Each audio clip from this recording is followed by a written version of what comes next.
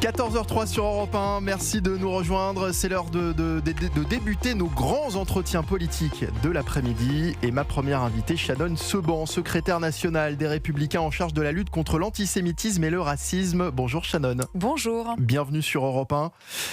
On va parler des Républicains, votre nouvelle famille politique, et de Bruno Retailleau qui se lance en campagne sur le sujet, notamment de l'immigration et du narcotrafic dans un instant. Mais juste avant, un mot tout de même du président de la République. Votre ancien patron, Emmanuel Macron, est-il en train de tirer un trait sur la politique ? En déplacement à Chypre hier, le chef de l'État a rencontré les élèves d'une école franco-chypriote. Et alors que personne s'y attendait, le président de la République a déclaré ceci. J'ai pas fait de politique avant et j'en ferai pas après, tu vois. Le plus dur après 9 ans, c'est que il faut garder ce que tu as bien fait, essayer d'aller plus loin, mais il faut parfois reprendre des choses que tu as mal faites. Parce qu'il y a des choses que tu as faites et puis tu n'as pas réussi, soit tu l'as pas bien expliqué, soit c'était pas la bonne chose qu'il fallait faire, soit on l'a pas faite assez vite. Voilà, Emmanuel Macron donc depuis Chypre. Je voulais absolument vous poser la question, Shannon, parce que vous le connaissez quand même. Qu'est-ce que ça veut dire ? Comment est-ce que vous interprétez ces mots du chef de l'État ? Je pense qu'on lui a posé une question toute simple. Effectivement, quand on est président de la République, par ailleurs, quand on est président réélu, ce qui a été son cas, il y a une interrogation qui peut être légitime, qui est de savoir quelle est la suite. Donc, j'ai pas de commentaire particulier à faire, si ce n'est que effectivement la question se pose. Nous sommes à 1 an des prochaines élections présidentielles de 2027. Ça sera le président sortant. Donc, voilà, nos concitoyens s'interrogent sur la suite. C'est légitime. Il y a répondu. Voilà. On a du mal à comprendre la réponse. Voilà, on a l'impression qu'il nous dit que la politique finalement c'est une parenthèse pour lui, qu'il n'en avait pas fait avant, qu'il en fera plus après. Non, mais il a été quand même président de la République pendant 2 mandats. Oui. C'est tout à fait, c'est son choix. Il est souverain là-dedans. On peut comprendre effectivement qu'être président de la République, ce n'est pas une mission qui est facile, ce n'est pas chose aisée. Vous avez une vie privée qui est plus que compliquée. C'est beaucoup d'engagement, c'est beaucoup de sacrifices. Et donc, il a juste rappelé tout naturellement qu'il il n'avait pas fait de politique avant son entrée dans l'arène présidentielle et en tant que président de la République, il n'en fera pas après. C'est une façon aussi de clarifier un petit peu ses ambitions futures. Donc j'y vois rien de... Non, voilà, pas de commentaire à faire. Pas de commentaire sur ce sujet. On va parler de Bruno Retailleau alors, qui est en campagne. Ça y est, depuis qu'il a été le week-end dernier officiellement désigné candidat des Républicains pour la prochaine élection présidentielle. Et le moins qu'on puisse dire, c'est qu'il imprime déjà sa marque, immigration, narcotrafic, fermeté maximale. Il propose notamment de sanctionner l'Espagne sur la question migratoire et avance aussi des mesures fermes en matière de sécurité pour lutter contre le trafic de drogue. Une ligne assumée déjà lorsqu'il était d'ailleurs ministre de l'Intérieur, mais qui n'ont pas réellement... On peut dire qu'il y a certaines choses qui ont été faites, mais beaucoup n'ont pas fonctionné aussi lorsqu'il était ministre de l'Intérieur. Sur l'application des OQTF notamment, si on commence par le sujet de l'immigration, il en a parlé cette semaine. C'était aussi un de ses paris lorsqu'il était arrivé au ministère de l'Intérieur. Clairement, c'est un sujet qui n'a pas réellement fonctionné. La réalité, c'est que quelle que soit la personnalité qui s'attaque aujourd'hui au sujet des OQTF, et ça je pense qu'il faut bien le comprendre, on a en France, on prononce beaucoup de QTF, mais on a un taux d'exécution de ces éloignements qui est très faible. Tout simplement parce que cela ne dépend pas seulement de la France. Ça dépend aussi des laissez-passer consulaires, notamment qui peuvent être délivrés par l'Algérie ou autre. Et on a vu qu'il y avait un rapport de force qui avait été engagé par plusieurs reprises, avec par exemple... parmi tant d'autres, l'Algérie sur le fait qu'il ne souhaitait pas reprendre certaines personnes qui avaient été visées par des obligations de quitter le territoire français dans notre pays. Et donc là, il y a un problème. Et ça, je pense que c'est... il faut aussi remettre les choses dans leur contexte. Quelle que soit la personnalité qui s'attaque au sujet, on a aujourd'hui un problème. Donc le défi des prochaines années, mais surtout des prochains mois, je dirais, c'est de pouvoir remettre le sujet à plat, voir où est-ce que ça bloque et mettre les moyens. Par ailleurs, vous remarquerez que quand vous essayez d'exécuter une obligation de quitter le territoire français, ça coûte très cher. Donc il faut, je pense, avoir le courage d'engager peut-être un rapport de force. Parce que je pense que la diplomatie, c'est aussi un rapport de force. Quand vous êtes trop gentil, ça ne marche pas. Mais d'engager un rapport de force, notamment, par exemple, avec certains pays, comme l'Algérie, qui n'a pas voulu reprendre certaines personnes qui étaient visées par des OQTF sur notre sol. Donc c'est un sujet qui est purement diplomatique. Et pour prendre la défense de votre candidat, c'est un sujet qui ne concerne pas uniquement le ministère de l'Intérieur, c'est un sujet qui concerne deux ministères en réalité, puisqu'il concerne le ministère de l'Intérieur et le ministère des Affaires Absolument. étrangères. Toujours est-il que sur cette question, ce sont des problématiques qu'on connaît, et qu'on connaît quand on arrive notamment à Beauvau, et qu'on connaît quand on arrive à Bien l'Élysée, sûr. notamment en ce qui concerne Emmanuel Macron, qui avait promis à un moment l'exécution de 100% des Les EQTF. OQTF, Donc, absolument. ce qui n'est déjà, la promesse paraissait difficilement réalisable, et aujourd'hui on en est très très loin du compte. On en est très très loin du compte. Je pense qu'il faut reconnaître que c'est un échec. Par contre, il ne faut pas être fataliste. Et moi, vous savez, si j'ai rejoint Bruno Retailleau, c'est aussi pour la fermeté du discours qu'il porte et de l'action que j'ai pu voir lorsqu'il était ministre de l'Intérieur à Beauvau. Le projet que nous portons avec Bruno Retailleau pour 2027, c'est un projet assumé, un projet de rupture, un projet d'ordre qui place le régalien au cœur de ses priorités. Vous l'avez vu, nous avons déjà fait un bon nombre de propositions sur la question de l'immigration, mais pas que. Une de nos premières propositions, un des premiers chantiers sur lesquels nous souhaitons travailler, c'est effectivement la lutte contre le trafic de drogue. Parce que nous ne souhaitons pas que la France suive une trajectoire de mexicanisation. Et c'est un euphémisme. De mexicanisation. Et donc le plan que nous avons effectivement proposé avec Bruno Retailleau, c'est un plan, si on prend notamment cet exemple-là de narcotrafic, qui s'appuie sur 3 volets, et je veux le rappeler à celles et ceux qui nous écoutent, un volet à la fois judiciaire, pour pouvoir renforcer les sanctions envers les mineurs et pouvoir allonger la durée de détention provisoire de celles et ceux qui seraient responsables de ce trafic de drogue, un volet de présence sur le terrain, avec des quartiers qui sont gangrénés par ces trafics de drogue, qui pourront être bouclés 24 heures sur 24.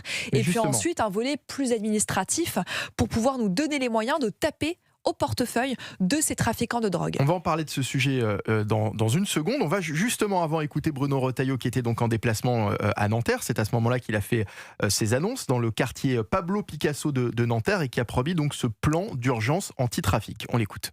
Cette proposition que je fais aujourd'hui de verrouillage, de bouclage de ces quartiers, elle va consister à choisir des quartiers qui sont les plus gangrénés par l'économie criminelle de la drogue, et où on va concentrer vraiment tous les moyens. Ce qui les intéresse, c'est l'appât du gain. C'est l'appât du gain. Cette économie, ce sont des milliards et des milliards. Comme Al Capone, il faut les frapper au portefeuille. Il faut donc faciliter, simplifier les saisies des avoirs, les saisies des biens.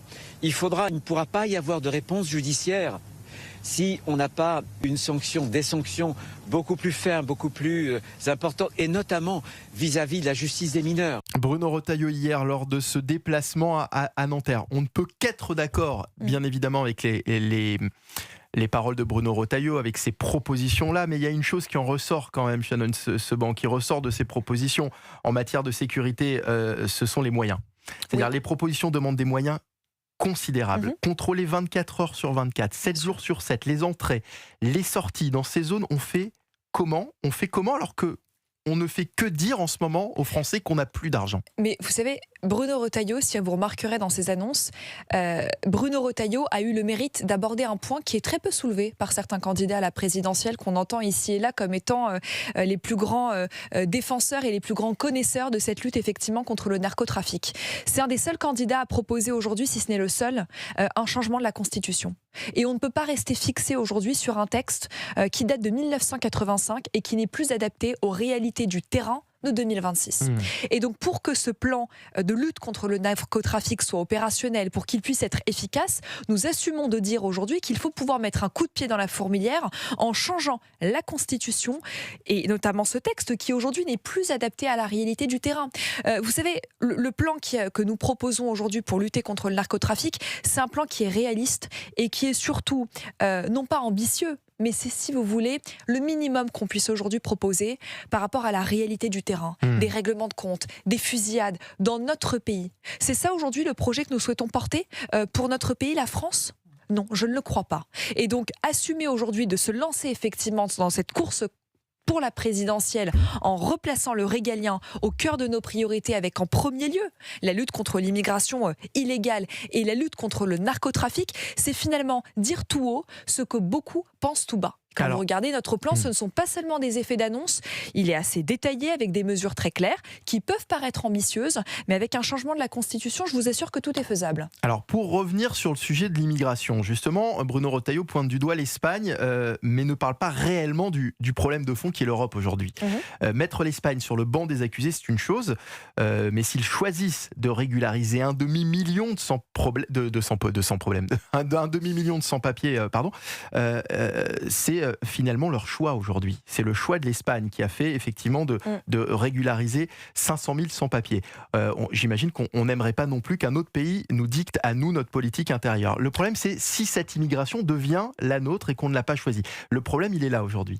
Oui, le problème, il est là. Et puis, vous remarquerez sous le contrôle collectif que l'Espagne est membre de l'Union européenne. Oui, donc, l'Espagne est membre de facto de l'espace Schengen. Mais donc, ce que je dis, c'est que est-ce que le problème, justement, est-ce qu'on ne doit pas justement changer notre regard? C'est-à-dire que le problème, c'est peut-être pas l'Espagne, mais c'est peut-être justement l'espace Schengen. Vous savez, moi, je suis une pro-européenne convaincue. En revanche, je ne suis pas une pro-européenne naïve. Je me revendique d'une Europe qui soit lucide, d'une Europe qui soit souveraine et qui ne subit pas. La réalité, c'est que quand l'Espagne décide aujourd'hui de régulariser 500 000 personnes, à partir du moment où l'Espagne et la France font partie tous deux de l'Union européenne et donc de l'espace Schengen, bien évidemment, il y a une question de porosité et une question qui se pose.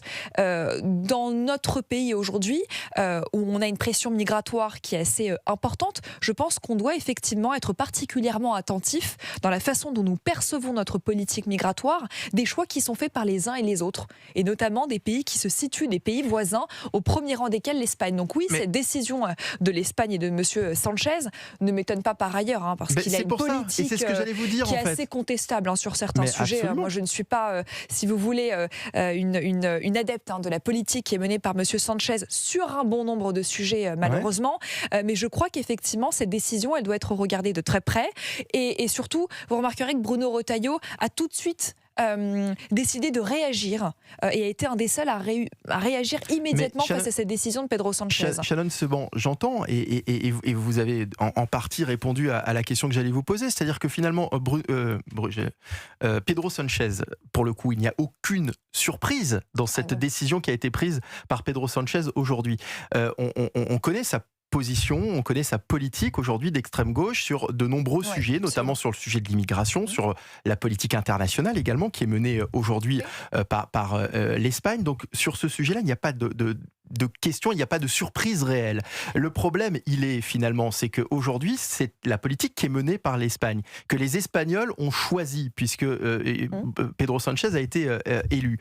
Donc est-ce que nous, de la France, notre rôle est de regarder finalement ce qu'ils ont fait eux, qui est finalement leur problème, ou de nous concentrer sur les conséquences que ça peut avoir évidemment sur notre pays, qui ne sont pas liées à l'Espagne, mais qui sont liées finalement aux règles de l'Union européenne aujourd'hui. Absolument. Et vous savez, si on veut aussi lutter contre ce sentiment de défiance envers l'Europe qui existe et qui grandit par ailleurs dans notre pays, je crois que nous avons un devoir, et encore une fois, je le rappelle, c'est d'être particulièrement attentif aussi à la gestion de nos frontières et surtout de ne pas subir l'Union européenne. Si aujourd'hui nous subissons notre appartenance à l'Union européenne, il ne faut pas ensuite s'étonner que nous ayons un sentiment de défiance envers l'Europe qui puisse émerger dans notre pays. Donc, encore une fois, nous n'avons pas, à dicter la politique qui doit être celle de M. Pedro Sanchez dans son pays sur un bon nombre de sujets. Par contre, nous avons un devoir, c'est de regarder les conséquences de cette politique dans notre pays. Et c'est ça le rôle aujourd'hui des ministres et du potentiel futur président de la République, qui, je l'espère, sera Bruno Retailleau.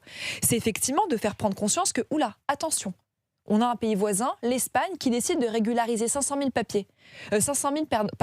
Qui décide de régulariser 500 000 personnes sur son sol. Mais si ensuite ça a un impact et si ça vient accroître la pression migratoire dans notre pays, là il y a une question qui se pose. Et donc on a effectivement un droit de regard. On va marquer une courte